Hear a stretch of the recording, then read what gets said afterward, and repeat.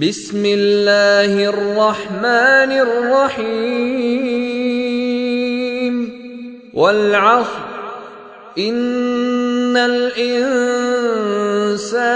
لفی خسر الا الذین آمنوا وعملوا الصالحات وتواصوا بالحق وتواصوا بالصبر. ان الحمد لله نحمده ونستعينه ونستغفره ونعوذ بالله من شرور انفسنا ومن سيئات اعمالنا من يهده الله فلا مضل له ومن يضلل فلا هادي له واشهد ان لا اله الا الله وحده لا شريك له واشهد ان محمدا عبده ورسوله. يا ايها الذين امنوا اتقوا الله حق تقاته ولا تموتن الا وانتم مسلمون. يا أيها الناس اتقوا ربكم الذي خلقكم من نفس واحدة وخلق منها زوجها وبث منهما رجالا كثيرا ونساء واتقوا الله الذي تساءلون به والأرحام إن الله كان عليكم رقيبا. يا أيها الذين آمنوا اتقوا الله وقولوا قولا سديدا يصلح لكم أعمالكم ويغفر لكم ذنوبكم ومن يطع الله ورسوله فقد فاز فوزا عظيما. أما بعد فإن خير الحديث كتاب الله وخير الهدي هدي محمد صلى الله عليه وسلم وشر الأمور محدثاتها وكل محدثة بدعة وكل بدعة ضلالة الضلالة في النار. أعوذ بالله من الشيطان الرجيم. بسم الله الرحمن الرحيم. وذكر فإن الذكرى تنفع المؤمنين. حضرات علماء کرام، محترم بزرگوں، نوجوان بھائیوں، پیارے بچوں، خواتین اسلام، آج کا عنوان ہے خطبہ حجۃ الوداع.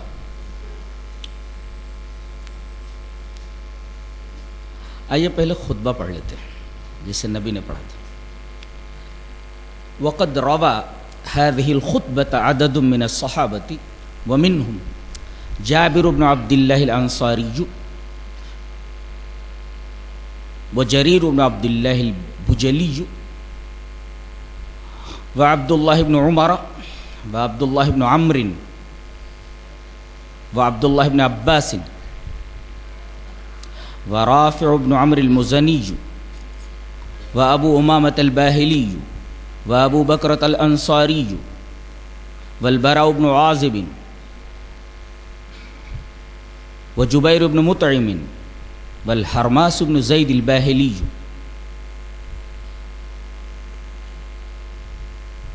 وعمرو بن الأحوص وأم حسين.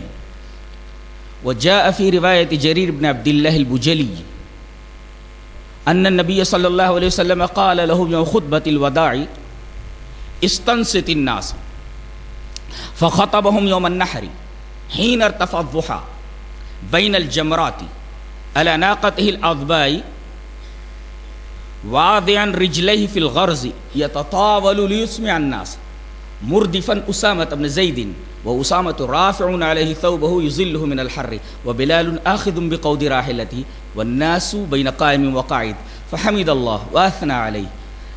قال: الزمان قد استدار كهيئته يوم خلق الله السماوات والأرض.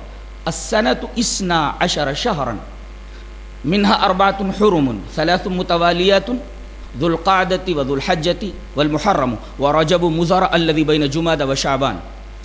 أي شهر هذا؟ قلنا الله ورسوله أعلم. فسكت حتى ظننا أنه يسميه بغير اسمه. قال: أليس ذا الحجة؟ قلنا بلى. قال: أي بلد هذا؟ قلنا الله ورسوله أعلم. فسكت حتى ظننا أنه سيسميه بغير اسمه. قال: أليس البلد؟ قلنا بلى. قال: فأي يوم هذا؟ قلنا الله ورسوله أعلم. فسكت حتى ظننا أنه سيسميه بغير اسمه. قال: أليس يوم النحر؟ قلنا بلى. قال: فإن دماءكم وأموالكم قال محمد وحسبه قال وأعراضكم كحرمة يومكم هذا في بلدكم هذا في شهركم هذا وستلقون ربكم فيسألكم عن أعمالكم ألا فلا ترجعوا بعد زلالا يضرب بعضكم رقاب بعض ألا إن المسلم أخو المسلم فليس يحل ألا لا يجني جان إلا على نفسه ألا إن المسلم أخو المسلم فليس يحل لمسلم من أخيه شيء إلا ما حل من نفسه ألا لا يجني جان إلا على نفسه ولا يجني والد على ولده ولا ولد على والده ألا وإن كل ربا في الجاهلية موضوع لكم رؤوس أموالكم لا تظلمون ولا تظلمون ألا وإن كل دم في الجاهلية موضوع كان في الجاهلية موضوع وأول دم أعظم من دماء الجاهلية دم الحارث بن عبد المطلب كان مسترضعا في بني ليس فقتلته هزيل ألا واستوصوا بالنساء خيرا فإنما هن عوان عندكم ليس تملكون منهن شيئا غير ذلك إلا أن يأتين بفاحشة مبينة فإن فعلن فاهجروهن في المضاجع فإن أطعنكم واضربوهن ضربا غير مبرح فإن أطعنكم فلا تبغوا عليهن سبيلا ألا إن لكم على نسائكم حقا ولنسائكم عليكم حقا فأما حقكم على نسائكم فلا يؤتين فروشكم من تكرهون ولا يأذن في بيوتكم لمن تكرهون ألا وإن حقهن عليكم أن تحسنوا إليهن في كسوتهن وطعامهن ثم رفع رأسه إلى السماء فقال اللهم هل بلغت اللهم هل بلغت ألا ليبلغ الشاهد الغائب فلعل بعض من يبلغه أن يكون أوعى من بعض من سمع نذر الله امرأ سمع مقالتي فبلغها فرب حامل فقه غير فقيه ورب حامل فقه إلى من هو أفقه منه ثلاث لا يغل عليهن قلب مؤمن إخلاص العمل لله ونصيحة لولاة المسلمين ولزوم جماعتهم فإن دعوتهم تحيط من ورائهم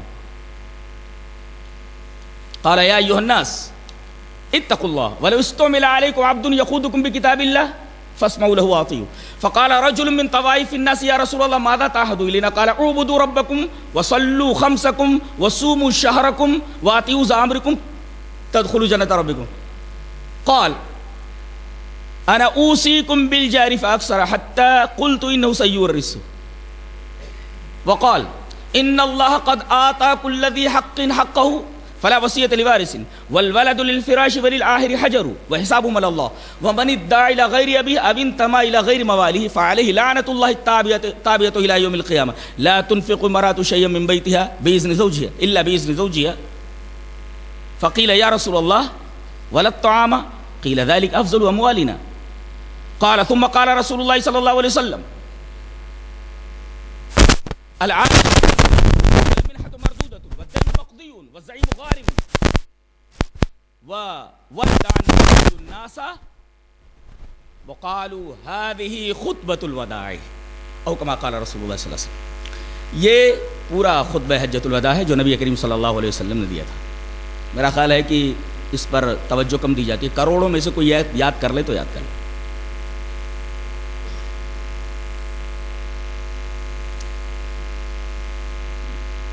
اور عجیب بات تو یہ ہے کہ یہ خطبہ جہاں آپ نے دیا وہیں پر وہ آیت کریمہ اتری ہے.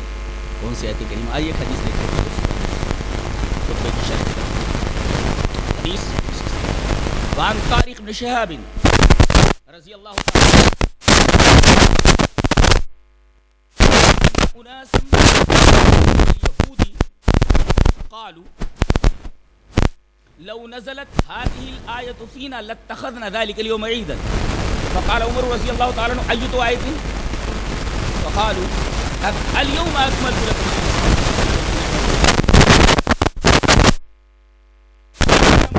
في مكان أنزلت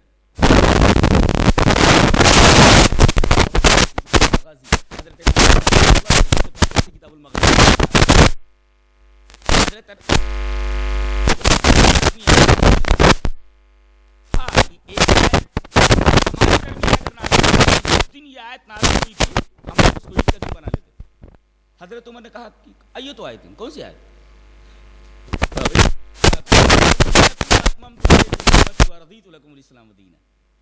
حضرت عمر نے فرمایا مجھے معلوم ہے، انی لعالم، مجھے معلوم ہے کہ یہ آیت کریمہ کس جگہ اتری ہے.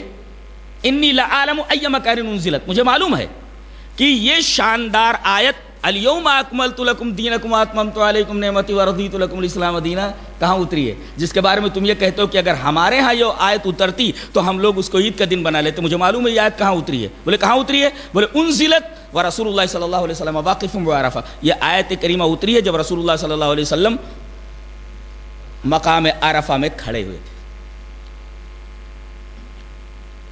نبی کریم صلی اللہ علیہ وسلم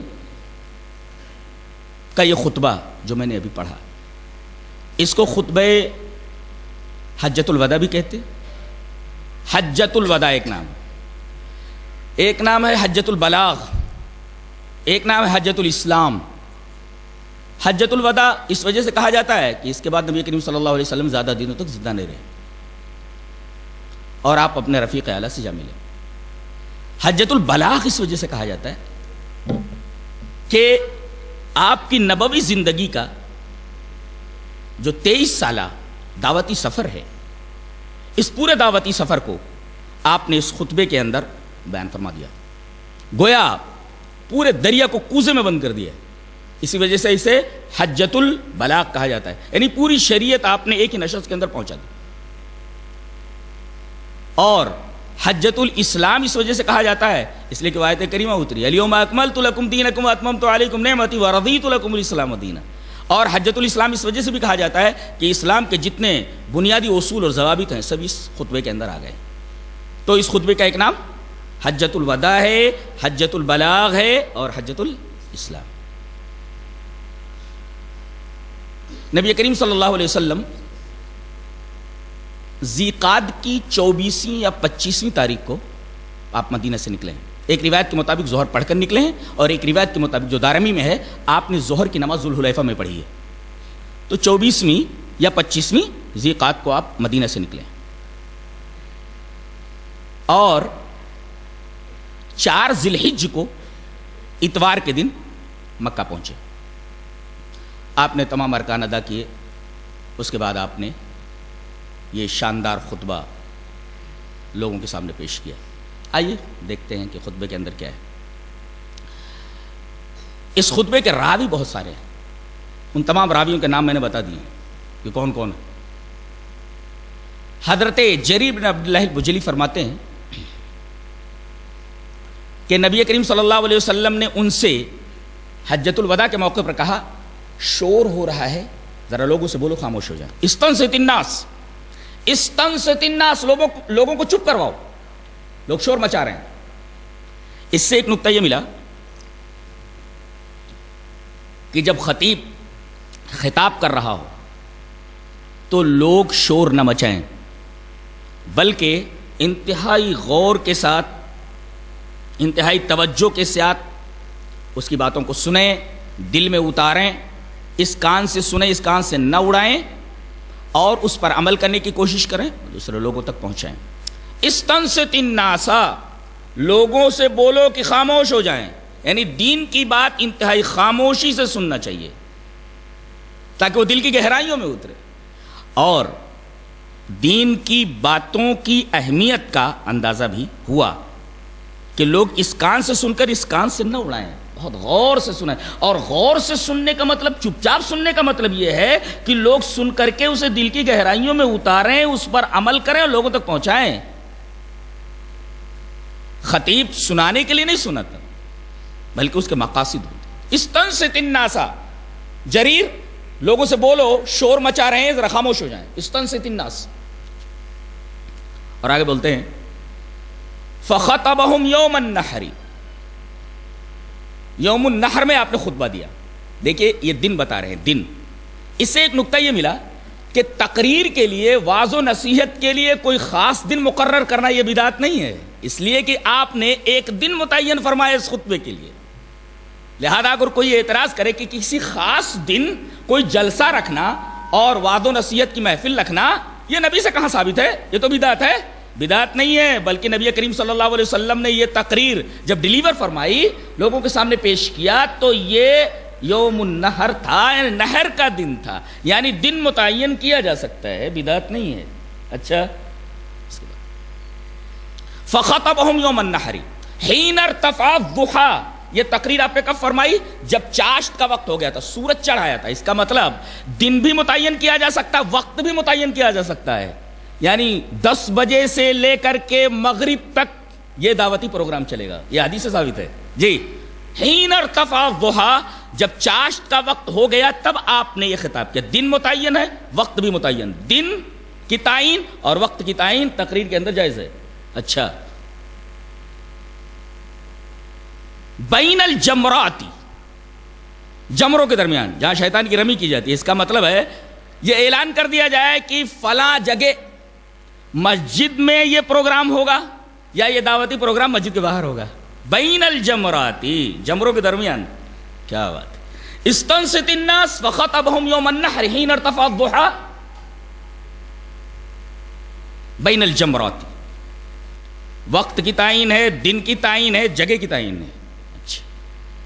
علی ناقتہ الاضباء، یہ تقریر آپ کر رہے تھے، یہ خطبہ آپ دے رہے تھے، اس وقت آپ اپنی اونٹنی اضبا کے اوپر سوار تھے۔ اس کا مطلب یہ ہے کہ لوگ نیچے بیٹھ جائیں اور خطیب کو اسٹیج کے اوپر بٹھا دیا جائے، کرسی کے اوپر بٹھا دیا جائے۔ کوئی اعتراض نہیں کر سکتا کہ لوگ نیچے بیٹھے ہوئے ہیں اور خطیب کو کرسی کے اوپر بٹھا دیا گیا۔ نبی کریم صلی اللہ علیہ وسلم اونٹنی کے اوپر سوار ہیں اور اونٹنی پر سے آپ خطبہ دے رہے ہیں، لہذا خطیب کو اسٹیج کے اوپر بٹھا کر کے لوگ اگر نیچے بیٹھیں تو یہ بدعت نہیں ہے، بلکہ نبی کریم صلی اللہ علیہ وسلم کے عمل سے ثابت ہے۔ علی ناقتہ الاضباء، اسٹیج لگانا یہ حدیث سے ثابت ہے۔ واضعا رجلیہ فی الغرز، آپ نے اپنے دونوں پیروں کو رکاب میں رکھ رکھا تھا، یعنی اگر خطیب چاہے تو اپنے پیر کو آسانی کے لیے کسی بھی طریقے سے رکھ سکتا ہے، جیسے نبی کریم صلی اللہ علیہ وسلم نے اپنی اونٹنی پر سوار ہو کر کے اپنے دونوں پیروں کو اونٹنی کی رکاب میں رکھ رکھا تھا، جس کو غرز بولتے ہیں۔ اچھا، یتطاول، اور آپ اپنی گردن کو بلند کر رہے تھے۔ ایک تو آپ اونٹنی پر سوار تھے، دوسرے آپ اپنی گردن کو بلند کر رہے تھے، کیوں؟ لیسمع الناس، تاکہ لوگوں تک اپنی آواز پہنچا سکیں۔ نقطہ یہ ملا کہ اگر آواز دور تک نہ پہنچ سکے تو پھر لاؤڈ سپیکر یا کوئی ایسا ذریعہ، کوئی ایسا میڈیم استعمال کیا جا سکتا ہے جس کے ذریعے آواز دوسروں تک پہنچائی جا سکے، لہذا لاؤڈ سپیکر کا استعمال بھی بدعت نہیں ہے، نبی کریم صلی اللہ علیہ وسلم کی حدیث سے ثابت ہے۔ یتطاول لیسمع الناس، کوئی بھی میڈیم، کوئی بھی ذریعہ جسے آواز لوگوں تک پہنچائی جا سکے، اور اسی طریقے سے تقریر کو لوگوں تک پہنچایا جا سکے، جیسا کہ ابھی اعلان ہوا کہ یہ تقریر لائیو ٹیلی کاسٹ ہو رہی ہے، لائیو لوگ اسے دیکھ سکتے ہیں، لہذا لائیو تقریر بھیجنا اور اسے سننا یہ بھی اس حدیث سے ثابت ہے۔ یتطاول لیسمع الناس، آپ اپنی گردن کو بلند کر رہے تھے تاکہ لوگوں کو سنائیں، اس حدیث سے ثابت ہے۔ مردفن اسامہ بن زید، اونٹنی پر آپ تنہا نہیں تھے بلکہ آپ کے پیچھے حضرت اسامہ ابن زید بیٹھے ہوئے تھے۔ اس طریقے سے نقطہ یہ ملا کہ اگر لوگ خطیب کے پیچھے بھی بیٹھ جائیں جائز ہے، دائیں بیٹھ جائیں، بائیں بیٹھ جائیں، پیچھے بھی بیٹھ جائیں، جائز ہے۔ مردفن اسامہ ابن زید، اسامہ ابن زید پیچھے بیٹھے ہوئے ہیں، آپ کے ردیف ہیں۔ وہ اسامۃ رافع علیہ ثوبہ یظلہ من الحر، گرمی کا موسم ہے، آپ کو گرمی سے بچانے کے لیے حضرت اسامہ ابن زید رضی اللہ تعالیٰ عنہ کپڑے کا سایہ کیے ہوئے تھے۔ پتہ یہ چلا کہ اسٹیج کے اوپر اگر شامیانہ لگا دیا جائے تو اس حدیث سے ثابت بدعت نہیں۔ یظلہ من الحر، حضرت اسامہ ابن زید کپڑے سے نبی کریم صلی اللہ علیہ وسلم کو گرمی سے بچانے کے لیے آپ کے سر کے اوپر کپڑا تانے ہوئے تھے، حدیث کا ترجمہ ہے۔ لہذا اسٹیج کے اوپر شامیانہ رکھنا تاکہ ٹھنڈی سے محفوظ رکھا جا سکے خطیب کو، یا لوگوں کو ٹھنڈی سے محفوظ رکھا جا سکے، گرمی سے محفوظ رکھا جا سکے۔ مسجد کے اندر چھت ہے، مسجد کے اندر بھی وعظ و نصیحت کی باتیں ہو سکتی ہیں، اور اسی طرح شامیانہ لگا کر کے، اسٹیج لگا کر کے بھی وعظ و نصیحت کی باتیں کی جا سکتی ہیں۔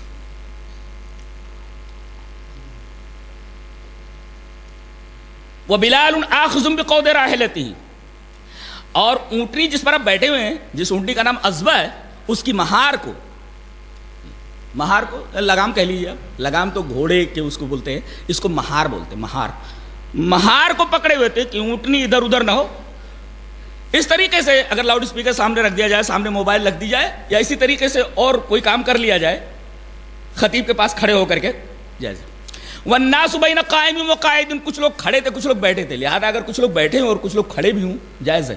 تقریر سنتے وقت کچھ لوگ اگر کھڑے بھی ہوں کچھ لوگ بیٹھے ہوئے ہوں, کھڑے ہو کر بھی تقریر سنی جا سکتی ہے اور کچھ لوگ بیٹھ کر بھی تقریر سن سکتے ہیں, اس لیے کہ جب یہ خطبہ آپ دے رہے تھے اس وقت کچھ لوگ کھڑے تھے کچھ لوگ بیٹھے ہوئے تھے. والناس بین قائم و قاعد, کچھ لوگ بیٹھے ہوئے تھے اور کچھ لوگ کھڑے ہوئے تھے.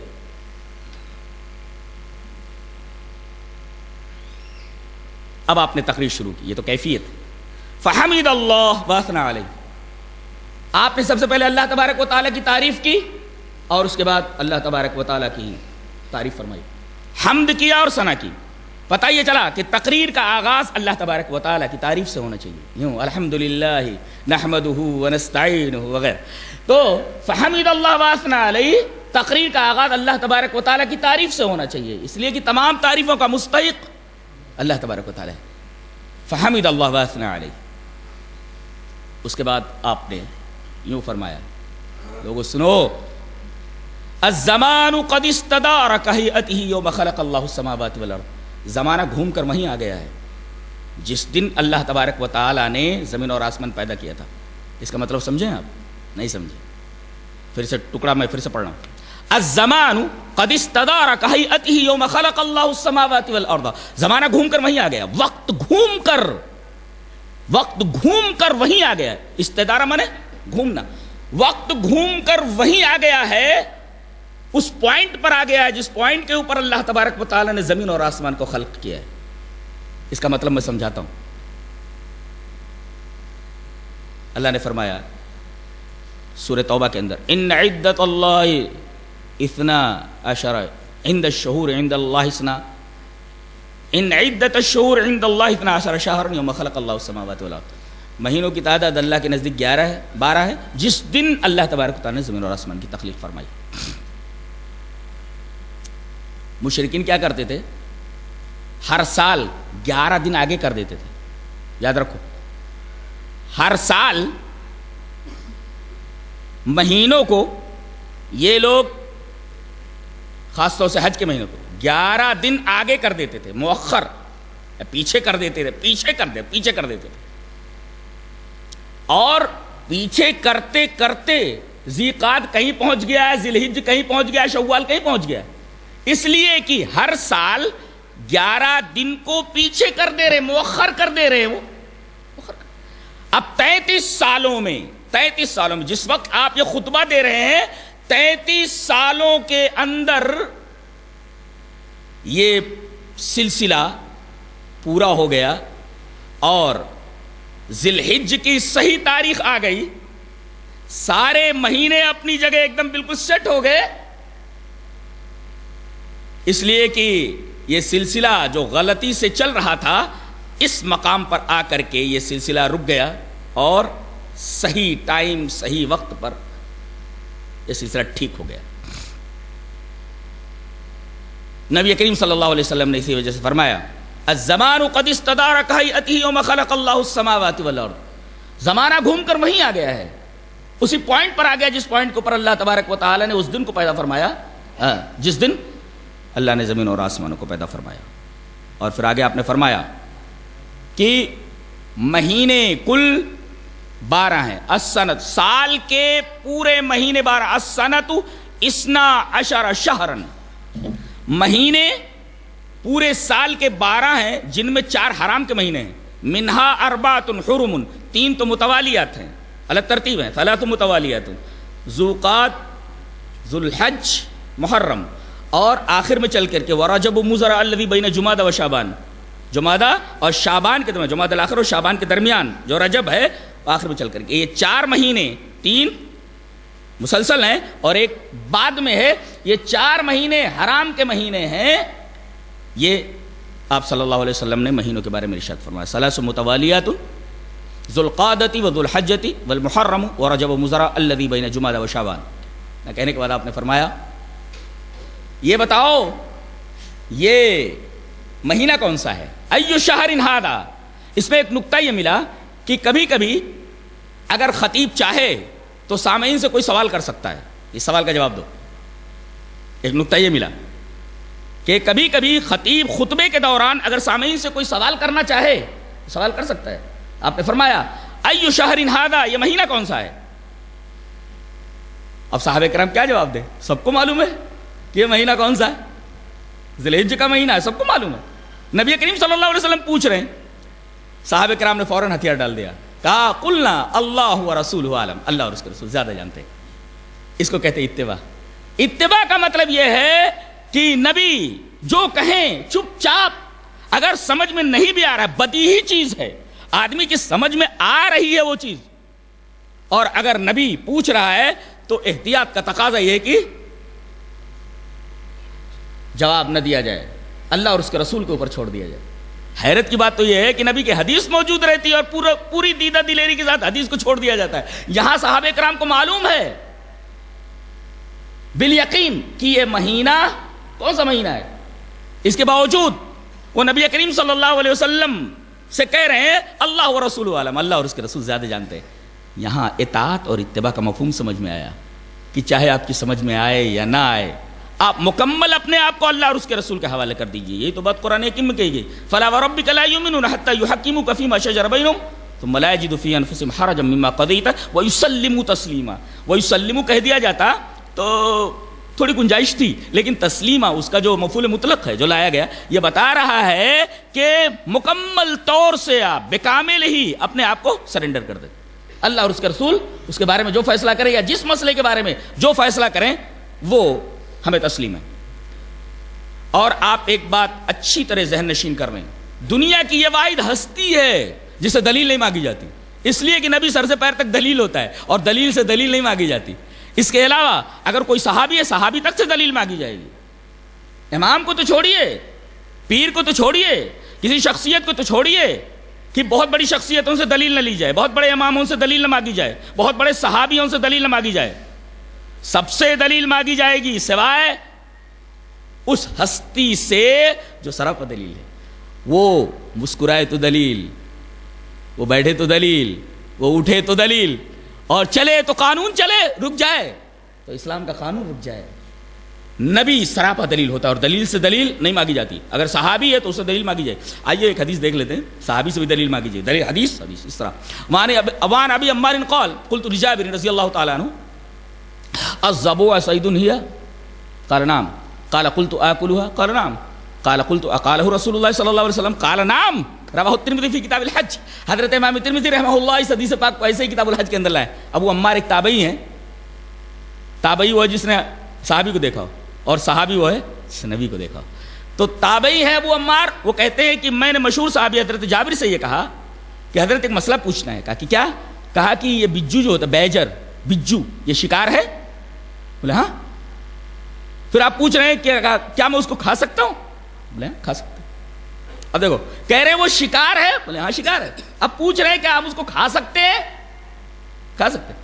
اب پوچھ رہے ہوں اقالہ رسول اللہ صلی اللہ علیہ وسلم، یہ بات آپ اپنی طرف سے کہہ رہے ہیں کہ رسول اللہ صلی اللہ علیہ وسلم نے کہا ہے؟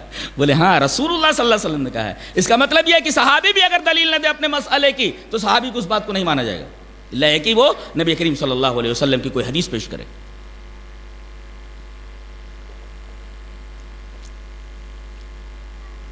پوچھا یہ کون سا مہینہ ہے؟ تمام صحابہ کرام نے یہ کہا کہ اللہ اور اس کے رسول زیادہ جانتے ہیں. آپ تھوڑی دیر پہ خاموش رہے.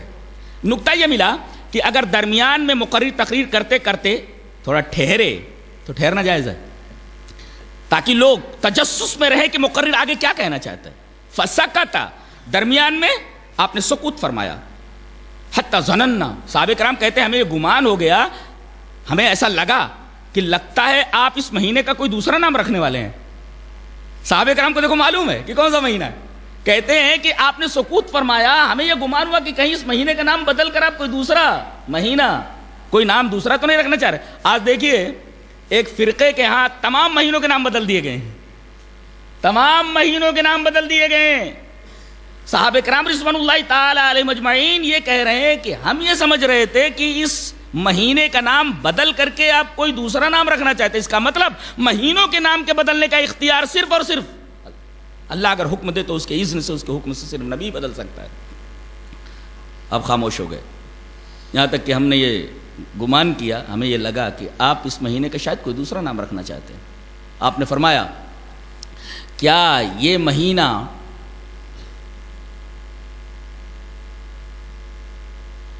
ذوالحج نہیں ہے؟ الیس ذوالحج؟ قلنا بلا۔ ہم نے کہا کیوں نہیں اللہ کے رسول، یہ ذوالحج ہی ہے۔ آپ نے جواب دیا، اس پر ہم نے لبیک کہہ دیا۔ اس کا مطلب رسول جو بولے چپ چاپ اس کے اوپر آپ سر جھکا دیں۔ قلنا بلا، ہم نے کہا کہ ہاں اللہ کے رسول یہ ذوالحج ہی ہے۔ آپ نے فرمایا یہ بتاؤ کہ یہ کون سا شہر ہے؟ سب کو معلوم ہے کہ یہ بلد حرام ہے، یہ مکہ ہے، بلد حرام ہے۔ بتائیے کسی کو پوچھا جائے یہ کون سا گاؤں ہے، اور اس گاؤں کا رہنے والا تو یہ بتائیے نا پاورا نام ہے، لیکن رسول پوچھ رہا ہے، اللہ رسول پوچھ رہے ہیں بتاؤ یہ شہر کون سا ہے؟ مکہ ہے۔ کسی نے نہیں کہا۔ قلنا اللہ ورسولہ عالم، اللہ اور اس کے رسول زیادہ جانتے ہیں۔ فسکت، آپ خاموش ہو گئے، یہاں تک کہ ہمیں گمان ہوا کہ ہو سکتا ہے اس شہر کا نام بدل کر آپ اس شہر کا دوسرا نام رکھنا چاہتے ہیں۔ اللہ، یہ نبی کا مقام، نبی کا مقام۔ ہمیں ایک نکتہ یہ ملا کہ نبی کا یہ مقام ہے، اور متبع جو ہوتا ہے، متبع اقتداء کرنے والا، آپ کے پیچھے چلنے والا امتی کو ان صحابہ کرام کی طرح ہونا چاہیے، اور نبی اس مقام کا حامل ہوتا ہے، یہ مقام ہوتا ہے نبی کا۔ ہم نے کہا اللہ اور اس کے رسول زیادہ جانتے ہیں۔ آپ نے فرمایا کیا یہ مکہ نہیں ہے؟ قلنا بلا، ہاں اللہ کے رسول مکہ ہی ہے۔ اللہ اکبر۔ اطاعت کا ایک اور مفہوم ہے، رسول کی ہاں میں ہاں ملا دینا اطاعت ہے۔ کوئی پوچھے اتباع کا کیا مطلب، what is the meaning of اتباع؟ اتباع کس کو بولتے ہیں؟ اقتداء کس کو بولتے ہیں؟ نبی کی اتباع کس کو کہتے ہیں؟ نبی کی اطاعت کس کو کہتے ہیں؟ نبی کی اتباع کس کو کہتے ہیں؟ نبی کی اطاعت کس کو کہتے ہیں؟ اس حدیث سے معلوم ہے نبی کی ہاں میں ہاں ملا دینا، یس بول دینا ہر بات کے اوپر، اسی کا نام اتباع ہے اور اسی کا نام اطاعت ہے۔ ہم نے کہا کیوں نہیں اللہ کے رسول، یہ شہر جو ہے یہ بلد حرام ہے، مکہ ہے۔ آپ نے فرمایا یہ دن کون سا ہے؟ سب کو معلوم ہے یہ دن کون سا ہے۔ قلنا اللہ ورسولہ عالم، اے اللہ کے رسول، اللہ اور اس کے رسول زیادہ جانتے ہیں کہ یہ دن کون سا ہے۔ آپ نے فرمایا کہ کیا یہ دن یوم النہر نہیں ہے، نہر کا دن نہیں ہے؟ قلنا بلا، ہم نے کہا کہ کیوں نہیں اللہ کے رسول، یہ یوم النہر ہی تو ہے۔ اس لیے کہ ہم یہ سمجھ رہے تھے کہ شاید اس دن کا نام بدل کر کے کوئی اور نام رکھنا چاہ رہے ہیں، یوم النہر کے علاوہ کوئی اور نام دینا چاہتے ہیں۔ یہ بات ختم ہوئی، سوال جواب ختم ہوا۔ اس کا مطلب ہے کہ مقرری سوال پوچھ سکتا ہے، اور جن کو سوال کا جواب آتا ہو وہ جواب دے سکتے ہیں۔ اگر سوال کا جواب نہیں آتا ہے تو وہ یہ بتا دیں مولانا آپ کو زیادہ معلوم ہے، آپ قرآن و حدیث کی روشنی میں اس سوال کا جواب دے دیں، یہ بات معلوم ہے۔ سب سے پہلے آپ نے فرمایا فَإِنَّ دِمَاءَكُمْ وَأَمْوَالَكُمْ قَالَ مُحَمَّدٌ وَحَسِبُهُ قَالَ وَآرَازَكُمْ۔ آپ نے فرمایا تو غور سے سنو، ایک مسلمان کا خون ایک مسلمان کے اوپر، ایک مسلمان کا مال ایک مسلمان کے اوپر، اور ایک مسلمان کی آبرو ایک مسلمان کے اوپر اسی طرح حرام ہے جس طرح سے یہ دن حرام ہے، جس طرح سے یہ شہر حرام ہے، جس طریقے سے کہ حرمت یومکم ھذا فی بلدکم ھذا فی شہرکم ھذا، جس طریقے سے یہ دن حرام ہے، یہ دن حرمت والا ہے، جس طریقے سے یہ مہینہ حرمت والا ہے، جس طریقے سے یہ شہر حرمت والا ہے۔ اللہ اکبر۔ مومن کی عزت اور آبرو، اس کے مال اور خون کو یہ مرتبہ عطا فرمایا گیا ہے شریعت اسلامیہ کے اندر۔ ایک مسلمان کا خون ایک مسلمان کے اوپر، ایک مسلمان کی آبرو ایک مسلمان کے اوپر، اور ایک مسلمان کا مال ایک مسلمان کے اوپر اسی طرح حرام ہے جس طریقے سے یہ دن حرام ہے، جس طریقے سے یہ مہینہ حرام ہے، جس طریقے سے یہ شہر اور یہ مقام حرام ہے۔ آج ایک مسلمان کے ہاتھوں ایک مسلمان کے آبرو محفوظ نہیں ہے، ایک مسلمان کے ہاتھوں ایک مسلمان کا مال محفوظ نہیں ہے، ایک مسلمان کے ہاتھوں ایک مسلمان کا خون محفوظ نہیں ہے۔ ایک بات بتاتا ہوں آپ کو، سود کے 73 اقسام ہیں، 73 درجے ہیں، ان میں سب سے ادنا درجہ ماں کے ساتھ نکاح کرنا ہے۔ اچھا، اور اس سے بڑا سود، تمام سودوں میں سب سے بڑا سود، سود کے 73 درجات، ان میں سب سے ادنا درجہ ماں کے ساتھ نکاح کرنا، اور سب سے بڑا سود، اس سے بھی بڑا سود یہ ہے کہ کسی مسلمان کی عزت کو اچھالا جائے۔ دیکھ رہے ہیں کیا ایک مسلمان کی عزت ایک مسلمان کے ہاتھوں اسی طرح محفوظ ہے؟ کیا ایک مسلمان اپنے مسلمان بھائی کی عزت کا لحاظ اس انداز سے کرتا ہے؟ آج ایک مسلمان کی عزت ایک مسلمان کے ہاتھوں محفوظ نہیں، خون محفوظ نہیں، مال محفوظ نہیں، جبکہ اللہ کے رسول صلی اللہ علیہ وسلم نے اس کے مال، اس کے خون اور اس کی آبرو کو مماثل قرار دیا ہے شہر حرام سے، بلد حرام سے اور یوم حرام سے۔ اس کے بعد آپ نے فرمایا وَسَتَلْقَوْنَ رَبَّكُمْ فَيَسْأَلُكُمْ عَنْ أَعْمَالِكُمْ، تو دنیا میں نہیں رہو گے، یہ زندگی ہے، ایک سفر ہے، وقت کی گاڑی پر آپ سوار ہیں، یہ گاڑی ایک جگہ رک جانے والی ہے اور آپ اس دنیا سے چلے جانے والے ہیں۔ یہ دنیا کسی کے ساتھ وفا نہیں کرتی۔ جس دنیا کے اندر الجھ کر کے تم آخرت کو فراموش کر رہے ہو، اچھی طرح ذہن نشین کر لو، وَسَتَلْقَوْنَ رَبَّكُمْ، ان قریب تم اپنے رب سے ملاقات کرنے والے ہو۔ ہم یہاں تھے، کتنے لوگ ہمارے درمیان تھے، ان سے باتیں ہوتی تھی، تبادلے خیالات ہوتے تھے، طرح طرح کی باتیں ہوتی تھی، لیکن آج ہمارے درمیان نہیں ہو، دنیا سے چلے گئے۔ وَسَتَلْقَوْنَ رَبَّكُمْ، ان قریب تم اپنے رب سے ملاقات کرنے والے ہو، فَيَسْأَلُكُمْ عَنْ أَعْمَالِكُمْ، وہ تمہارے عملوں کے بارے میں تم سے سوال کرنے والا ہے۔ یہ تم کو ایٹ رینڈم نہیں پیدا کیا گیا ہے، یہاں جتنے لمحات تم گزارو گے ایک ایک لمحے کا حساب اللہ تبارک و تعالیٰ کے ہاں دینا ہے۔ فَيَسْأَلُكُمْ عَنْ أَعْمَالِكُمْ، تم کو تمہارے عملوں کے بارے میں سوال کیا جائے گا، تم کو جواب دینا ہے۔ اور آج دیکھو ایک فرقہ مسلمانوں کا دوسرے مسلمان فرقے کے اوپر کفر کی تہمت لگاتا ہے، کفر کا حکم لگاتا ہے، اس کے اوپر لعنت کرتا ہے، اسے گمراہ قرار دیتا ہے۔ اللہ کے رسول صلی اللہ علیہ وسلم نے اس خطبے کے اندر متنبہ کر دیا تھا، الا فلا ترجعوا بعدی ضلالا، تم لوگ گمراہ مت ہو جانا، یرجع بعضکم رقاب بعض، کہ تم لوگ ایک دوسرے کی گردن مارنے لگو۔ آج ایک مسلمان کے خون کا پیاسا ہے، ایک فرقہ تو کہہ رہا ہے کہ فلاں فرقہ اصلاح کہ اسے پاکستان بھیج دیا جائے، یا تو اسے جیل کی ہوا کھلائی جائے، اسے جیل کے اندر بھیج دیا جائے۔ یہ ایک مسلمان فرقے کے تئیں ایک مسلمان فرقہ کر رہا ہے، جبکہ نبی کریم صلی اللہ علیہ وسلم نے اس موقع پر یہ فرمایا تھا کہ الا فلا ترجعوا بعدی ضلالا، تم لوگ گمراہ مت ہو جانا، یرجع بعضکم رقاب بعض، کہ تم لوگ گمراہ ہو کر کے ایک دوسرے کی گردن مارنے لگو۔ اور آگے آپ نے فرمایا الا ان المسلم اخو المسلم، ایک مسلمان دوسرے مسلمان کا بھائی ہے، فلیس یحل لمسلم من اخیہ شیء الا ما حل من نفسہ، تو کسی مسلمان کی کوئی چیز دوسرے مسلمان کے لیے حلال نہیں الا یہ کہ وہ مسلمان اس کے لیے حلال کر دے، تب تک حرام رہتی ہو، مسلمان اپنی طرف سے اس کو حلال کر دے۔ آج کتنی چیزیں ہیں، ظلم سے، جبر سے، غصب سے، چوری سے، ڈکیتی سے، دھوکے سے ایک مسلمان کا مال ایک مسلمان سے لے لیا جاتا ہے، کیا اس کے لیے حلال ہے؟ پتہ نہیں۔ فَلَيْسَ يَحِلُّ لِمُسْلِمٍ مِّنْ أَخِيهِ شَيْءٌ إِلَّا مَا حَلَّ مِن نَفْسِهِ، اپنی طرف سے اگر اس شے کو حلال کر دے تو حلال ہوتا ہے، ورنہ وہ چیز اس کے اوپر حرام ہے۔ اس کے بعد فرمایا گیا الا لا یجنی جان الا علی نفسہ، کوئی آدمی گناہ کرتا ہے، کوئی جرم کرتا ہے، اپنے لیے کرتا ہے، اس کی سزا اسے ملنے والی ہے۔ قیامت کے دن کوئی کسی کا بوجھ اٹھانے والا نہیں ہے، دنیا میں بھی اس کے کرتوتوں کی سزا ملتی ہے اگر اللہ چاہتا ہے، ورنہ قیامت کے دن اس کے تمام کرتوتوں کا پورا بدلہ دیا جانے والا ہے، اور ہر آدمی جو کرے گا اس کی سزا اسے بھگتنی ہے، اور ہر آدمی جو کرے گا اس کا بدلہ اسے ملنے والا ہے۔ الا لا یجنی جان الا علی نفسہ، اگر کوئی آدمی جرم کرتا ہے، اگر کوئی آدمی کوئی برا کام کرتا ہے تو یہ نہ سمجھے کہ اس برائی کا عذاب کسی دوسرے کے اوپر پڑنے والا ہے، نہیں، اس کو تو خود بھگتنے والا ہے۔ اور یہاں تک کہ سب سے قریبی رشتہ بیٹے کا باپ سے ہوتا ہے، لا یجنی جان لا یجنی والد علی ولدی ولد علی والدی، اس میں ایک بات کہی گئی کہ دیکھو ایک بیٹے کو چاہیے کہ اپنے باپ کا احترام کرے، اور باپ کو چاہیے کہ اپنے بیٹے کا خیال رکھے، اس کی تربیت کرے۔ بیٹے کا عذاب و ثواب باپ کو ملنے والا نہیں، اور باپ کا عذاب و ثواب بیٹے کو ملنے والا نہیں، الا یہ کہ اس نے محنت کی ہو بیٹے کو بنانے میں، نیک بنانے میں، تو مرنے کے بعد اس کا ثواب اللہ تبارک و تعالیٰ دے سکتا ہے، اگر چاہے تو ملتا ہے۔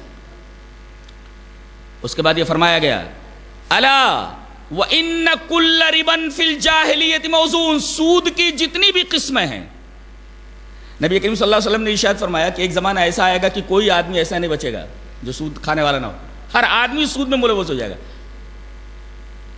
اس لیے کہ یہودیوں کو معلوم ہے کہ ایک کام ایسا کر دو، مسلمانوں سے ایک کام ایسا کروا لو کہ جس کی وجہ سے ان کی ساری عبادتیں بے روح ہو جائیں، کوئی بھی عبادت اللہ کے یہاں قبول نہ ہو. وہ یہ کہ ان کے درمیان حرام کا افشا کر دیا جائے، پھیلا دیا جائے، اور لوگ حرام مال اور حلال مال میں تمیز نہ کریں. اور اس میں سب سے اعلیٰ درجے کا جو حرام ہے، جس سے بڑا کوئی حرام نہیں ہے، وہ سود کا کھانا ہے. اللہ تبارک تعالیٰ نے فرمایا سود کھانے والا ایسے ہے جیسے وہ اللہ اور اس کے رسول سے جنگ کرنے والا. فَأَذَنُوا بِحَرْبٍ مِّنَ اللَّهِ وَرَسُولِهِ أَلَا وَإِنَّ كُلَّ رِبًا فِي الْجَاهِلِيَّةِ مَوْضُونٌ، زمانے جاہلیت کے سارے سود میرے قدموں کے نیچے آگ روندے جا رہے ہیں. لَكُمْ رُؤُوسُ أَمْوَالِكُمْ لَا تَظْلِمُونَ وَلَا تُظْلَمُونَ، تم نے جو راس المال اپنا دے رکھا ہے وہ لے لو، سود نہیں لے سکتے، آج سے سب حرام قرار دیا جا رہا ہے. سود کی ساری شکلیں حرام کر دی گئی ہیں. اب یہ پوچھا جاتا ہے مولانا یہ بتائیے کیا گھر کے لیے لون ہاؤس لون لیا جا سکتا ہے؟ کیا ایسا کیا جا سکتا ہے، ویسا کیا جا سکتا ہے؟ اس کو معلوم ہے، لیکن پھر بھی مولوی سے لچک چاہتا ہے قانون کے اندر. قانون کے اندر لچک پیدا نہیں ہوتی، اپنے اندر لچک پیدا کرنے کی کوشش کرو. لوگ یہ چاہتے ہیں کہ ہم جیسے چل رہے ہیں اسی طریقے سے چلیں، اور کوئی ایسا کام کریں جس سے قانون میں لچک پیدا ہو جائے. ہم قانون میں لچک پیدا کرنے کی کوشش کر رہے ہیں. تو سارے سود کے اقسام میرے قدموں کے نیچے روندے جا رہے ہیں. تم اپنا راس المال لے لو، اپنا سرمایہ لے لو، بقیہ سود چھوڑ دو. اور سب سے پہلے میں اپنے چچا عباس ابن عبد المطلب کا جو سود ہے وہ اپنے پیروں تلے روند رہا ہوں، اور میں بولتا ہوں اپنے چچا کو کہ راس المال لے لے اور سود چھوڑ دے. اس کا مطلب یہ ہوتا ہے تبلیغ پہلے اپنے گھر سے شروع ہونی چاہیے.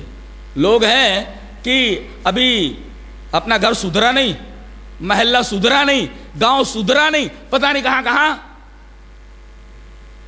پھرنے میں لگے ہوئے. بتایا یہ گیا اس خطبے کے اندر کہ سب سے پہلے میں اپنے چچا عباس ابن عبد المطلب کے سود کو اپنے قدموں تلے روکتا ہوں.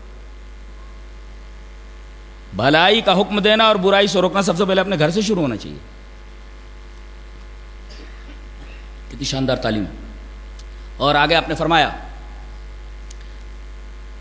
غور سے سنو، جتنے بھی جاہلیت کے اندر خون ہوئے تمام خون کے اقسام کو میں اپنے پیروں تلے روکتا ہوں. معمولی بات کے لیے برسوں لڑائیاں چلتی رہتی تھی، اور اس میں اطراف طرفین کے ہزاروں لوگ مارے جاتے تھے. نبی کریم صلی اللہ علیہ وسلم نے فرمایا خون کی تمام قسمیں آج میں اپنے قدموں تلے روکتا ہوں، اور سب سے پہلا خون جو جاہلیت کا ہے اپنے پیروں تلے روکتا ہوں وہ حارث ابن عبد المطلب کا ہے. وہ بنو لیس کے ہاں دودھ پی رہا تھا، بچہ تھا، اور اس کو بنو حزیل نے قتل کر دیا تھا. تو سب سے پہلے میں حارث ابن عبد المطلب کا خون معاف کرتا ہوں اور اپنے قدموں تلے روکتا ہوں. اور آگے آپ نے فرمایا الا واستوصوا بالنساء خیرا، میں عورتوں کے بارے میں تم سے وصیت کرتا ہوں تم ان کے ساتھ حسن سلوک کرو، ہمیشہ ان کے ساتھ تم خیر کا برتاؤ کرو، ان کی عزت کرو. اور ان کی عزت کی وجہ آپ نے بتائی، ان کی عزت کرو، ان سے محبت کرو. کیوں؟ فَإِنَّمَا هُنَّ عَوَانٍ عِنْدَكُمْ. آنیہ کہتے ہیں الاسیر، آنیتن الاسیرتن یعنی قیدی، اس کی جمع آتی عوانن. فَإِنَّمَا هُنَّ عَوَانٍ عِنْدَكُمْ، تمہارے پاس وہ قیدی کی طرح ہیں، قیدی کی طرح. اس میں دو باتیں بتائی گئی. ایک تو یہ کہ قیدی کو جیل کے تمام قوانین کی پابندی کرنی ہوتی ہے. نبی کریم صلی اللہ علیہ وسلم نے یہ فرمایا کہ یہ تمہارے پاس قیدی کی طرح ہیں. اب اس میں دو باتیں، ایک تو یہ کہ جیل کی ایک چار دیواری ہوتی ہے، اس کے اندر ہی رہنا. نبی کریم صلی اللہ علیہ وسلم نے یہ نکتہ ہمارے سامنے پیش کیا ہے کہ عورتوں کا اصل مقام ان کا گھر ہے، ان کا دائرہ کار ان کا گھر ہے. جس طرح قیدی کا دائرہ کار وہ جیل ہوتی ہے، بلا اجازت جیلر کے وہ باہر نہیں جا سکتا، ایسے ہی عورتیں بلا اجازت اپنے شوہر کے، اپنے ولی کے باہر نہ جائیں، جیسے قیدی بلا اجازت جیلر باہر نہیں جا سکتا. اور جیسے قیدی کو جیل کے تمام قوانین اور ضوابط کی پابندی کرنی ہے، ایسے ہی عورت کو چاہیے کہ وہ اپنے شوہر کے تمام جائز مطالبات کو پورا کرے، نافرمانی نہ کرے، اس لیے کہ نافرمانی یہ درست نہیں ہے، اگر نافرمانی کرے تو اس کے لیے اگلا حکم آ رہا ہے آگے، الا واستوصوا بالنساء خیرا، عورتوں کے ساتھ میں خیر کی وصیت کرتا ہوں کہ تم ان کے ساتھ ہمیشہ بھلائی کا برتاؤ کرو، انہیں تکلیف مت پہنچاؤ، اپنی ذات سے ان کو تکلیف نہ دو، اس لیے کہ وہ تمہارے پاس قیدیوں کی طرح ہیں۔ یہ قیدی کہہ کر کے بڑی پیاری پیاری باتیں کہہ دی گئی، آپ اچھی طرح سمجھ سکتے ہیں کہ یہ قیدی کا معاملہ کیا ہوتا ہے۔ انہیں آپ تکلیف نہیں پہنچا سکتے، ہاں اگر وہ کوئی کھلی ہوئی بے حیائی کریں یا اسی طریقے سے تمہاری نافرمانی کریں تو آپ سزا دے سکتے ہیں ان کو، لیکن کیسے؟ پہلے تو آپ وہ ترتیب ملحوظ رکھیے جو قرآن حکیم میں ہے، پہلے بسترے الگ کر دیجئے، اور اگر نہ مانے فَضْرِبُوهُنَّ، انہیں مارو، لیکن آگے قید لگا دیجئے ضرباً غیر مبرحٍ، ٹوٹ پھوٹ والی مار نہیں ہونی چاہیے۔ جس طریقے سے ایک استاذ کسی شاگرد کی، کسی اسٹوڈنٹ کی غلطی پر اسے سزا دیتا ہے تعدیب کے لیے، اسی طریقے سے ایک شوہر کو چاہیے کہ اپنی بیوی کی تعدیب کے لیے اسی طریقے سے کرے جیسے ایک استاد ایک ٹیچر اپنی اسٹوڈنٹ کے لیے کرتا ہے، ٹوٹ پھوٹ والی مار نہیں ہونی چاہیے۔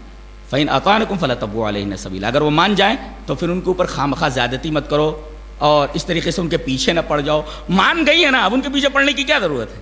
اور اس کے بعد آپ نے فرمایا سنو، الا ان لکم علی نسائکم حقا، تمہارا عورتوں کے اوپر حق ہے اور عورتوں کا تمہارے اوپر حق ہے، تمہارا حق عورتوں کے اوپر، عورتوں کا حق تمہارے اوپر۔ نبی کریم صلی اللہ علیہ وسلم نے دونوں حقوق کی تفصیل فرمائی، کیا؟ فَأَمَّا حَقُّكُمْ عَلَى نِسَائِكُمْ، تمہارا حق تمہاری بیویوں کے اوپر یہ ہے، فَلَا يُؤْتِيَنَّ فُرُوشَكُمْ مَن تَكْرَهُونَ، ایسے لوگوں کو گھروں میں مت آنے دیں جنہیں تم ناپسند کرتے ہو۔ عورتیں اس بات کا خیال رکھیں کہ اگر شوہر اپنے گھر میں کسی کی آمد کو ناپسند کرتا ہے تو بیوی اس بات کا خیال رکھے کہ اس آدمی کو اپنے گھر میں نہ آنے دے، چاہے وہ رشتہ داری کیوں نہ ہو۔ شوہر کو ناپسند ہے، آپ نہیں آ سکتے۔ وَلَا يَأْذَنَّ فِي بُيُوتِكُمْ لِمَن تَكْرَهُونَ، اور اپنے گھروں میں آنے کی اجازت نہ، اپنے بستروں پر ان کو نہ آنے دیں اپنے شوہر کے علاوہ۔ یہ تو عورتوں کے اوپر مردوں کا حق بتایا گیا۔ الا وان حقهن علیکم، تمہارے اوپر عورتوں کا حق کیا ہے؟ ان تحسنوا الیہن فی کسوتہن و طعامہن، انہیں کپڑا دو، انہیں کھانا دو، یہ ان کا حق تمہارے اوپر ہے۔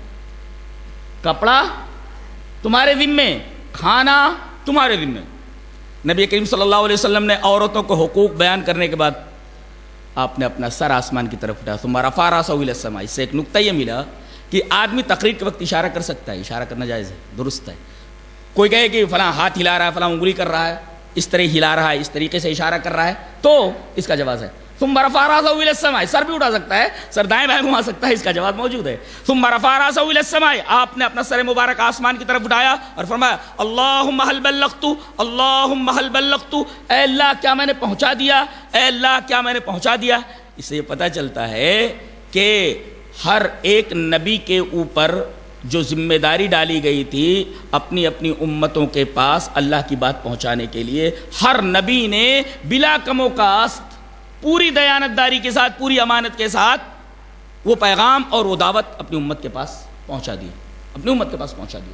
اور اب چونکہ قیامت تک کوئی نبی آنے والا نہیں ہے، لہذا امت کے ہر فرد کے اوپر بحیثیت امت مسلمہ، مسلمان افراد کے اوپر یہ ان کا یہ فریضہ بنتا ہے کہ وہ اس کاس کو لے کر آگے بڑھیں اور اپنے اپنے دائرے کار میں جہاں تک ہو سکے دین کی بات لوگوں تک پہنچائیں، اپنے اپنے دائرے کار میں جہاں تک آدمی پہنچا سکے۔ یہ ہر مسلم کا بحیثیت امت مسلمہ فرض ہے، ایک فریضہ۔ اللہ کیا میں نے پہنچا دیا، کیا میں نے پہنچا دیا۔ اس سے پتہ چلا کہ دعوت و تبلیغ کا معاملہ بہت ہی سیریس ہے، دعوت و تبلیغ کا معاملہ بہت ہی سیریس ہے، اس لیے کہ اب قیامت تو کوئی نبی آنے والا نہیں ہے۔ اب ہر آدمی یہ کوشش کرے کہ اللہ کے پیغام کو دوسروں تک پہنچائے۔ الا هل بلغت، الا هل بلغت، اور آپ نے یہ بھی فرمایا میں نے جو یہ ساری باتیں تم سے کہہ دی ہیں، الا لیبلغ الشاہد الغائب، کچھ لوگ آئے نہیں ہیں تو جو یہاں موجود ہیں وہ جو نہیں آئے ان تک یہ باتیں پہنچا دیں. پتہ یہ چلا کہ جب کوئی بات دین کی کہی جائے تو آدمی اس کو سنے, اس کے اوپر عمل کرے اور دوسروں تک پہنچا دے. الا لیبلغ الشاہد الغائب, کیوں؟ اس کی ایک وجہ اور بھی بتائی گئی. فلعل بعض من یبلغه ان یکون او من بعد من سمع, اس لیے کہ ایک آدمی کسی بات کو سنتا ہے.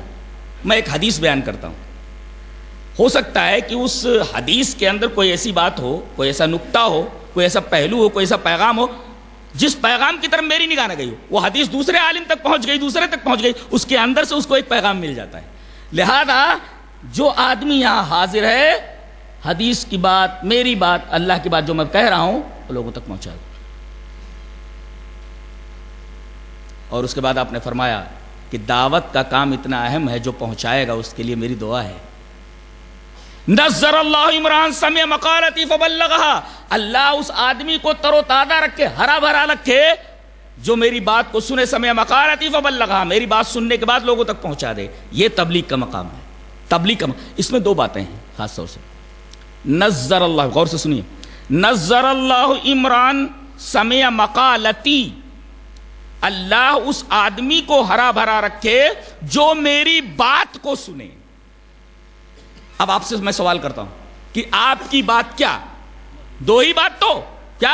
کتاب اور سنت. کتاب ہے اور اس کی تشریح. چاہیے پروف کر لیتے ہیں کہ حدیث اس طرح. وعن ابی ہریرہ رضی اللہ تعالیٰ عنہ قال قال رسول اللہ صلی اللہ علیہ وسلم انی قد ترکت فیکم شیئین لن تضلوا بعدہما کتاب اللہ وسنتی ولن یتفرقا حتی یرد علی الحوض, رواہ الحاکم فی المستدرک فی کتاب العلم. حضرت امام حاکم رحمہ اللہ اس حدیث پاک کو ایسے ہی مستدرک علی الصحیحین کتاب العلم کے اندر اسی طریقے سے لائیں. راوی حضرت ابو ہریرہ. حضرت ابو ہریرہ فرماتے ہیں کہ نبی اکرم صلی اللہ علیہ وسلم نے ارشاد فرمایا کہ میں نے تمہارے درمیان دو چیزیں چھوڑ دی ہیں, ان دونوں کے بعد تم کبھی گمراہ نہیں ہوگے.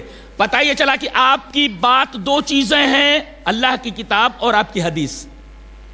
تو جو میری بات کو سنے یعنی قرآن و حدیث کو, فبلغھا, اس کی تبلیغ کرے. نکتہ یہ بتایا گیا کہ تبلیغ کرے گا آدمی تو کسی امام کے قول کی نہیں, کسی امام کے فعل کی نہیں, کسی پیر کے عمل کی نہیں, کسی پیر کے عقیدے کی نہیں, بلکہ تبلیغ کرے گا. اور تبلیغ صحیح وہی ہوگی جو کتاب اللہ اور سنت رسول کی تبلیغ ہو. ان کے لیے اسی دعا نبی کریم صلی اللہ علیہ وسلم نے فرمایا نظر اللہ عمران سمع مقالتی, میری بات. اگر کوئی آدمی اپنے بڑے لوگوں کی اللہ اور اس کے رسول کو چھوڑ کر کے ان باتوں کو پہنچا رہا ہے, اس کے بارے میں کیا ہے؟ آئیے سورہ احزاب دیکھ لیتے ہیں. 3 آیتیں الگ ترتیب پڑھتا ہوں میں.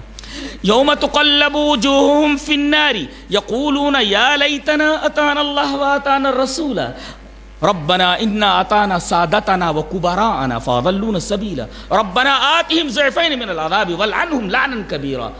اس دن, جس دن لوگوں کے چہروں کو آگ میں الٹا پلٹا جائے گا. الٹنا پلٹنا سمجھتے ہیں؟ جیسے فرائی کیا جاتا ہے نا مرغے کو جس طرح فرائی کیا جاتا ہے الٹ پلٹ کر کے.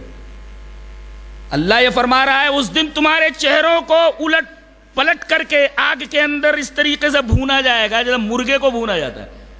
یہاں پورا بدن نہیں کہا گیا, چہرہ کہا گیا. کیوں؟ تو چہرے کے اوپر تو ساری محنت ہو رہی ہے. ٹی وی کا کوئی چینل کھول لو, صرف اور صرف چہرہ, صرف اور صرف چہرہ.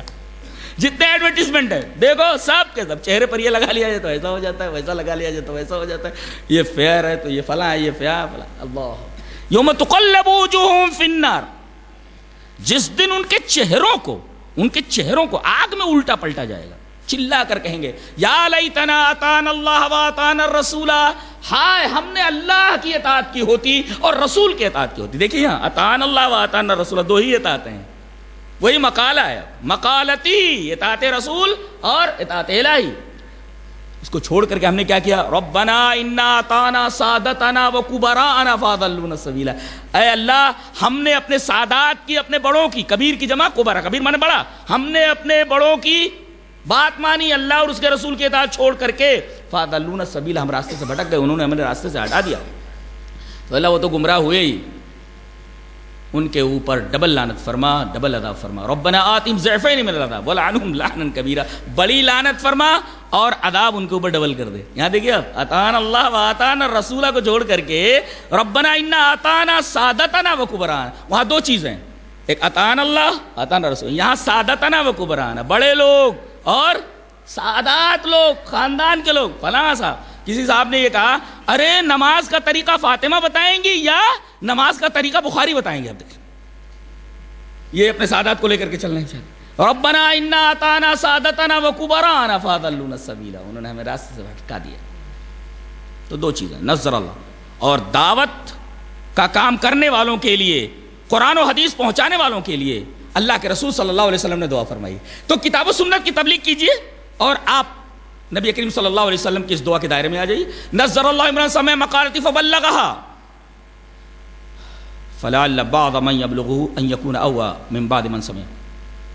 اور اس کے بعد آپ نے فرمایا ثلاث لا يغل علیہن قلب مومن، تین چیزیں ایسی ہیں کہ مومن اسے ضروری کرتا ہے، مومن کو کرنا چاہیے.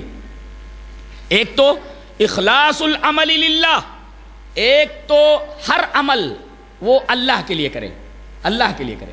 اگر اللہ کے لیے عمل نہیں کرتا، لوگوں کو دکھانے کے لیے کرتا ہے، تو اس عمل کی اللہ کے نزدیک کوئی اہمیت نہیں. ایک تو اخلاص العمل للہ، اور دوسرے والنصیحۃ لولاۃ المسلمین، جو مسلمانوں کے حاکم ہیں، جو مسلمانوں کے بڑے ہیں، ان کو بڑا بنا دیا گیا ہے. آپ ناظم ہیں، آپ صدر ہیں، آپ فلاں آفیسر ہیں، آپ فلاں نیتا ہیں، آپ جو ہے حکومت کے صدر ہیں، آپ حکومت کے وزیر اعظم ہیں، تو ان کی خیر خواہی کے لیے آپ جو چاہیں کریں، ان کو اچھی باتیں بتائیں. غلط روٹ پر چل رہے ہو تو ان کو بتا دیا جائے کہ یہ روٹ صحیح نہیں ہے، یہ روٹ صحیح ہے. والنصیحۃ لولاۃ المسلمین ولزوم جماعتہم، آدمی جماعت کے ساتھ جڑا رہے. اس لیے آدمی اگر جماعت سے الگ ہو جائے تو اس کی مثال اس بکری کسی ہے جو گلے سے، جو ریوڑ سے الگ ہو جائے. ظاہر ہے کہ اگر بکریوں کے ریوڑ سے کوئی بکری الگ ہو جائے، ہمیشہ بھیڑیے کی زد میں رہتی ہے، کبھی بھی پکڑ سکتا ہے، اس کا ٹیٹوا دبا سکتا ہے. ولزوم جماعتہم. اور اس کے بعد ایک بڑی پیاری بات کہی جا رہی ہے، دعوت کی اہمیت کیا ہے. فإن دعوتہم تحیط من ورائہم. اگر کوئی قرآن و حدیث کی دعوت پیش کر رہا ہے، کتاب و سنت کی دعوت پیش کر رہا ہے، تو اللہ تبارک و تعالیٰ کی رحمت اسے چاروں طرف سے گھیرے رہتی ہے، اس کو کوئی تکلیف نہیں ہونے دیا جاتا. یہ ہے دعوت کی اہمیت. فإن دعوتہم تحیط من ورائہم. لہذا اپنے آپ کو اگر محفوظ کرنا ہے، دیکھو کوئی بہترین چیز ہوتی ہے تو اسے کسی سیف میں رہ کر کے لاک کر دیا جاتا ہے. اس کا تو کہتے ہیں اگر اپنے آپ کو محفوظ رکھنا ہے تو اس کا ایک ہی طریقہ ہے، فإن دعوتہم تحیط من ورائہم. اس سے نقطہ یہ ملا کہ آج ہمیں اس حکومت کے اندر اگر سر اٹھا کر کے زندہ رہنا ہے اور عزت اور وقار کے ساتھ زندہ رہنا ہے، تو اللہ اور اس کے رسول کی باتوں کی تبلیغ خود اپنے درمیان کرتے رہیں، اپنے درمیان اصلاح اور لوگوں کے درمیان تبلیغ. یہی ایک طریقہ ہے عزت اور وقار کے ساتھ جینے کا اور اللہ تبارک تعالیٰ کی مدد کے آنے کا. فإن دعوتہم تحیط من ورائہم. اگر کتاب و سنت کی دعوت کوئی پیش کر رہا ہے تو اللہ تبارک تعالیٰ کی مدد اسے چاروں طرف سے گھیر لیتی ہے. اس کے بعد آپ نے فرمایا یا ایھا الناس اتقوا اللہ، اے تمام کے تمام لوگوں اللہ سے ڈرو، اس لیے کہ تقوی ہی پوری شریعت کی جان ہے. تقوی کی اہمیت سمجھتے کیا ہوتا ہے؟ میں نے کبھی بتایا ہوگا کہ گاڑی کتنی خوبصورت کیوں نہ ہو، کتنا شاندار پینٹ ہو، کتنا بہترین انجن ہو، کتنی بہترین اسٹیئرنگ ہو، کتنی بھی قیمتی ہو، گاڑی کتنے کی ہے؟ بولے 50 لاکھ کی ہے. گاڑی کتنے کی ہے؟ بولے 1 کروڑ کی گاڑی ہے. اچھا انجن صحیح ہے؟ بولے انجن ٹاپ کا ہے. کلر دیکھو کتنا شاندار ہے. گاڑی دیکھو کتنی بڑی ہے. سیٹیں دیکھو کتنی اچھی ہیں. مطلب بریک ہے کہ نہیں ہے؟ بولے بریک تو نہیں ہے. بولے یہ گاڑی یہ خود بھی تباہ ہو جائے گی اور تجھے بھی تباہ کر دے گی. تو شریعت میں تقویٰ کا مقام بالکل اسی طریقے سے وہی مقام حاصل ہے جو بریک کو ایک گاڑی کے اندر ہوتا ہے. اگر بریک نہ ہو، اللہ بریک کی اہمیت آپ سمجھتے ہی ہیں، گاڑی چلانے والے لوگ بریک کی اہمیت سمجھے. یا ایھا الناس اتقوا اللہ، اے دنیا کے تمام لوگوں اللہ کا تقویٰ اختیار کرو. اور تمہارا ایک رہبر ہونا چاہیے جس کے پیچھے تم سب چلو. آج ہماری سیاسی زندگی کو تباہ و برباد ہے، ہمارا کوئی رہبر نہیں ہے. کچھ مسلمان کسی رہبر کے پیچھے ہیں، کچھ مسلمان کسی رہبر کے پیچھے ہیں. یہاں کہا گیا وَلَسْتُمِلَ عَلَيْكُمْ عَبْدٌ، ایک غلام بھی اگر تمہارا حاکم بنا دیا جائے اور یقودکم بکتاب اللہ، وہ اللہ کی کتاب کے ساتھ حکومت کرتا ہے، فَاسْمَعُوا لَهُ وَأَطِیعُوا، تو اس کی بات سنو اور اس کی اطاعت کرو، مانو. اس کا مطلب یہ ہے کہ حاکم کو بھی کتاب اللہ اور سنت رسول کے اوپر چلنا چاہیے. حاکم کو بھی. ہمارے ہاں ایک عجیب و غریب بات ہے شریعت کے اندر، جس طریقے سے محکوم قانون الہی کا پابند ہے، اسی طریقے سے حاکم بھی قانون الہی کا پابند ہے. دونوں پابند ہیں اور دونوں کو اپنے اپنے دائرے کار میں اللہ تبارک و تعالیٰ کو انہیں احکام کی پابندی کرنی ہے. یہ نہیں ہے کہ وہ کسی پوسٹ پر پہنچ گیا تو قانون سے بالا تر ہو گیا. لوگ کہتے ہیں نہیں قانون سے بالا تر کوئی نہیں ہوتا، قانون کے ہاتھ بڑے لمبے ہوتے ہیں. کون نہیں مانتا اس؟ قانون کے ہاتھ بڑے لمبے ہوتے ہیں، قانون کی بالادستی ہوتی ہے، مانتے ہیں. لیکن یہ قانون سب کے لیے ہے، محکوم کے لیے بھی وہ قانون ہے اور حاکم کے لیے بھی وہ قانون ہے. دیکھو وہ بات ایک آیت کریمہ میں کہی گئی یا ایھا الذین آمنوا اطیعوا اللہ واطیعوا الرسول واولی الامر منکم فان تنازعتم فی شیء فردوہ الی اللہ والرسول. دیکھو اولی الامر کا تذکرہ کیا گیا اور یہ کہا گیا کہ اگر اولی الامر سے اختلاف ہو جائے تو اللہ اور اس کے رسول کی طرف پلٹو. اس کا مطلب یہ ہے کہ اولی الامر تو حاکم ہو گیا, دوسرے رعایا ہیں, تو رعایا اور حاکم کے درمیان اگر اختلاف ہو جائے تو کدھر لوٹنا ہے؟ ظاہر ہے کہ عدلیہ کی طرف لوٹنا ہے. اس کا مطلب حاکم بھی پابند ہے قانون کا اور محکوم بھی پابند ہے قانون کا.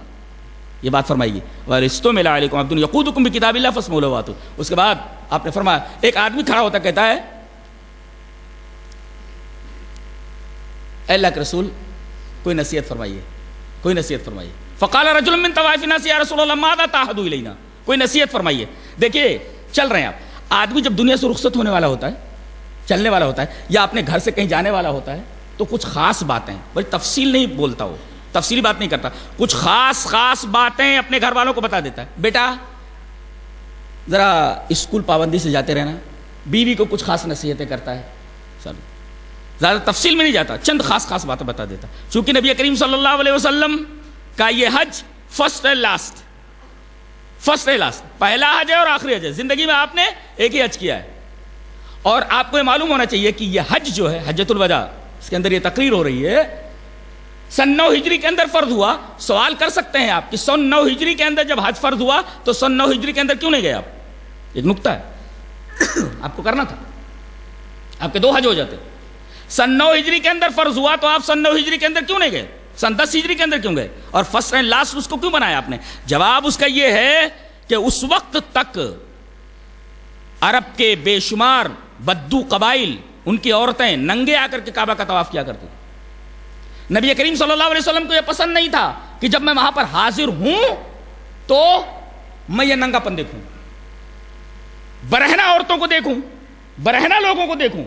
لہذا اس سال, جس سال یہ حج فرض ہوا سن 9 ہجری کے اندر, آپ نے حضرت ابوبکر اور حضرت علی کو بھیجا اور اعلان کر دیا گیا کہ آج کے بعد سے کوئی ننگا یہاں آ کر کے خانہ کعبہ کا طواف نہیں کر سکتا. پتہ یہ چلا کہ ننگا پن آج نیوڈیزم ایک پورا ایک گروپ بن گیا ہے, ایک پوری سنستھا ہے, ایک پورا گروپ, ایک مجموعہ, پورا فیہ ہے, اور ایک عقیدہ ہے ننگے رہنا. نبی کریم صلی اللہ علیہ وسلم کو یہ پسند نہیں تھا کہ میں حج کروں تو ایسے لوگوں کے اوپر نگاہ پڑے جو ننگے نظر آئیں.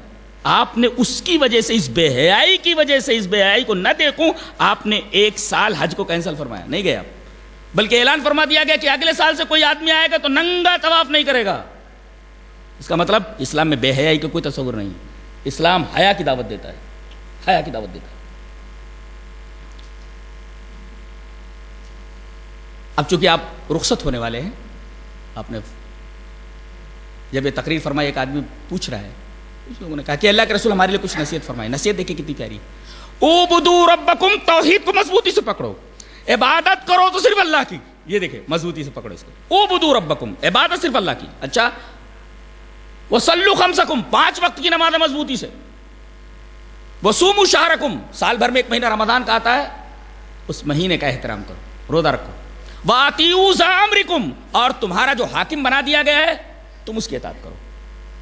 اگر یہ کام کر لے گئے تو تدخلوا جنت ربکم, مختصر بات, اللہ کی جنت میں داخل ہو جاؤ گے. گویا کہ اگر جنت میں داخل ہونا ہے تو توحید مضبوط کر لو, نماز صحیح طریقے سے ادا کرو, اور رمضان کے مہینے میں روزہ رکھو, اور اپنے حاکم کی اتباع کرو, اس کی اطاعت کرو. تدخلوا جنت ربکم. اور آپ نے یہ فرمایا, میں آج پڑوسیوں کے بارے میں نصیحت کرتا ہوں, اور آپ نے اتنی زیادہ نصیحت فرمائی, اتنا مقام بتایا پڑوسی کا, کہ راوی یہ کہتے ہیں کہ ہم نے یہ سمجھا کہ ہو سکتا ہے کہ ہماری وراثت کے اندر ان کو حقدار بنا دیا جائے. آج لوگ کہتے ہیں کہ ہمارے دیش کے اندر یا پوری دنیا کے اندر قیام کس طرح آئے, قیام امن کیسے ہو, امن قائم کیسے ہو. ایک سوال ہے. ہمارے نبی نے خطبہ حجۃ الوداع کے اندر قیام امن کا اصول اور ضابطہ بتا دیا کہ اگر دنیا میں امن کو قائم کرنا ہے, ملک میں امن قائم کرنا ہے, اپنے گاؤں میں امن قائم کرنا ہے, اپنے صوبے میں امن قائم کرنا ہے, تو اس کا ایک ہی طریقہ ہے, ہر آدمی اپنے پڑوسی کا احترام کرے. ختم ہو گیا. میرا پڑوسی ہے، میں اس کے ساتھ حسن سلوک کرتا ہوں، وہ اپنے پڑوسی کے ساتھ کرے، وہ اپنے پڑوسی کے ساتھ کرے، وہ اپنے پڑوسی کے ساتھ کرے، وہ اپنے پڑوسی کے ساتھ کرے. اب ایک ملک دوسرے پڑوسی ملک کے بارے میں خیال رکھے تو ہر پڑوسی اپنے پڑوسی کے حقوق کی اگر ادائیگی کرے تو ویسے امن قائم ہو جائے گا. نبی کریم صلی اللہ علیہ وسلم نے بہت پیاری بات فرمائی، اس کو لے کر کے جاؤ کہ امن کو قائم کرنا ہے تو ہر آدمی اپنے پڑوسی کے ساتھ حسن سلوک کرے، امن قائم ہو جائے گا پوری دنیا کے اندر. وقال انی اوصیکم بالجار فاکثر حتی قلت انه سیورث. اور آپ نے آگے فرمایا ان اللہ قد آتا کل ذی حق حقہ. اللہ تبارک و تعالیٰ نے ہر حقدار کو اس کا حق مقرر فرما دیا ہے، تو جس کا جو حق ہے اس کو دے دو. اور آپ نے فرمایا فلا وصیت لوارث، قرآن و حدیث میں وراثت میں جس کا حق متعین کر دیا گیا اس کو اتنا دے دو. آج کون ہے جو اپنی بہنوں کو جو ہے باپ کی ملکیت سے باپ کے ترکے سے حصہ دیتا ہے؟ دینا چاہیے. اللہ تعالیٰ نے وہ حق مقرر کر دیا ہے، دینا چاہیے. فلا وصیت لوارث. اور جس کے بارے میں اللہ تبارک و تعالیٰ نے حق مقرر کر دیا اس کے بارے میں وصیت نہیں ہو سکتی. مثلا بیٹے کا حصہ 2 لڑکی کے مقابلے میں، لڑکے کا 2 لڑکی کا 1. اب لڑکی کو 2 نہیں دے سکتے آپ، اس لیے کہ وہ کہہ دے ایک حصہ اور دے دینا بیٹی کو، وصیت کر رہا ہے، یہ وصیت لغو ہے، نہیں مانی جائے گی. فلا وصیت لوارث، وارث کے لیے وصیت ہوگی ہی نہیں. والولد للفراش وللآخر حجر، زانی اگر ہے تو اس کو سنگسار کر دیا جائے، اور بچہ اسی کا ہے جس کے بسترے پر ہوا ہے. اور وحسابہم علی اللہ، اللہ تبارک و تعالیٰ کے اوپر اس کا حساب ہے. اور جو کوئی آدمی اپنے آپ کو غیر باپ کی طرف منسوب کرے، میرا باپ یہ نہیں میرا، دیکھا باپ غریب ہے، کوئی بڑا سیٹ ہے تو کہتا میں اس کا بیٹا نہیں ہوں، یہ میرا باپ ہے. اور اسی طریقے سے کوئی غلام کسی دوسرے آقا کی طرف اپنے آپ کو منسوب کرے، فعلیہ لعنت اللہ التابعہ الی یوم القیامہ، قیامت تک اس کے اوپر اللہ کی لعنت ہونے والی. ایک اور آپ نے فرمایا لا تنفق المرأة شیئا من بیتها الا باذن زوجها، کوئی کسی عورت کو یہ اختیار نہیں ہے کہ وہ اپنے شوہر کا مال بغیر اپنی شوہر کی اجازت کے ادھر ادھر خرچ کرتی پھرے. جو بھی مال لینا ہو عورت اپنے شوہر سے پوچھ کر کے وہ مال لے، بغیر شوہر کے پوچھے ہوئے، بغیر شوہر کی اجازت کے اس کا مال کہیں خرچ نہ کرے. لا تنفق المرأة شیئا من بیتها الا باذن زوجها. پوچھا گیا کہ اللہ کے رسول کھانے وانے کا معاملہ، غلہ، بولے یہ تو ہمارا بہترین مال ہے، یہ بغیر اجازت کے غلہ بھی نہیں دے سکتی کسی کو. اور آپ نے فرمایا العاریۃ مودات، عاریت میں اگر کوئی ادھار لائے ہیں آپ، ذرا مجھے کام ہے میں لوٹا دوں گا، اب اس کو لے کر کے آدمی بیٹھ جائے، نہیں، جو آپ نے عاریتن لیا ہے اس کو آپ دیجئے، واپس کیا. العاریۃ مودات، آپ نے جو عاریتن لیا ہوا ہے اس کو آپ دیجئے، واپس کیجئے. والمنحۃ مردودہ، اور اسی طریقے سے پہلے کیا ہوتا تھا، اونٹنی لے جاتے تو لوگ بھائی کھانے کو نہیں ہے، میں اس کا دودھ ٹھیک ہے لے جاؤ اور اس سے بال بچوں کی پرورش کرو، پھر اونٹنی لوٹا دینا. المنحۃ مردودہ، بکری لے گئے، اونٹنی لے گئے، گائے لے گئے، بھینس لے گئے، اس سے دودھ سے فائدہ حاصل کر رہے ہیں، اس کے بعد بھینس کو لوٹا دو. والدین مقضی، اور اگر آپ نے قرض لیا ہے قرض دیجئے، واپس قرض دیجئے. نبی کریم صلی اللہ علیہ وسلم پوچھا کرتے تھے یہ آدمی جو مرا ہے اس کے اوپر قرض تو نہیں ہے؟ اگر پتہ یہ چلتا کہ یہ آدمی مقروض ہے آپ اس کی نماز جنازہ نہیں پڑھتے تھے. ہاں لوگوں سے کہہ دیتے جا کر کے پڑھ لو، لیکن میں نماز جنازہ نہیں پڑھتا. اور آج لوگ قرض لیتے ہیں اس لیے کہ دینا نہیں ہے. والدین مقضی، قرض کی ادائیگی ضروری ہے. والزعیم غارم، کوئی اگر کسی کی ذمہ داری لے لیتا ہے، بھائی ٹھیک ہے اس آدمی کو پریشان مت کرو، میں ذمہ داری لیتا ہوں اس کو، اب یہ اس سے سوال جواب ہوگا، اس لیے کہ گارنٹی لی ہے، اب اس سے باس پرس ہوگی، اسے سب سے ساری چیز ادا کرنی ہے. نبی کریم صلی اللہ علیہ وسلم نے یہ خطبہ لوگوں کے سامنے پیش کیا اور لوگوں نے کہا کہ ہذہ خطبۃ الوداع، یہ نبی کریم صلی اللہ علیہ وسلم کا خطبہ وداع ہے. یہ میں نے سرسری طور پر آپ صلی اللہ علیہ وسلم کے پورے خطبے کے اوپر بحث کی ہے. اگر اس کی گہرائی میں جایا جائے، اس کی تفصیل میں جایا جائے، میرا خیال ہے اس کے لیے ایک نشست کافی نہیں ہے. آپ نے پوری شریعت جو آپ نے 23 سال کے اندر لوگوں کے سامنے پیش کی، حجۃ الوداع کے موقع پر آپ صلی اللہ علیہ وسلم نے ان الفاظ کے اندر پورے سمندر کو، پورے دریا کو کوزے میں بند کر دیا ہے. اللہ تبارک و تعالی ہمیں اس بات کی توفیق بخشے کہ آپ صلی اللہ علیہ وسلم نے ہمارے سامنے جو وداع کا خطبہ، بلاغ کا خطبہ، اسلام کا خطبہ جو پیش کیا اور جو اصول و ضوابط بتائے، اللہ ہمیں توفیق دے کہ ہم ان اصول و ضوابط کے اوپر عمل کریں. وآخر دعوانا ان الحمد للہ رب العالمین.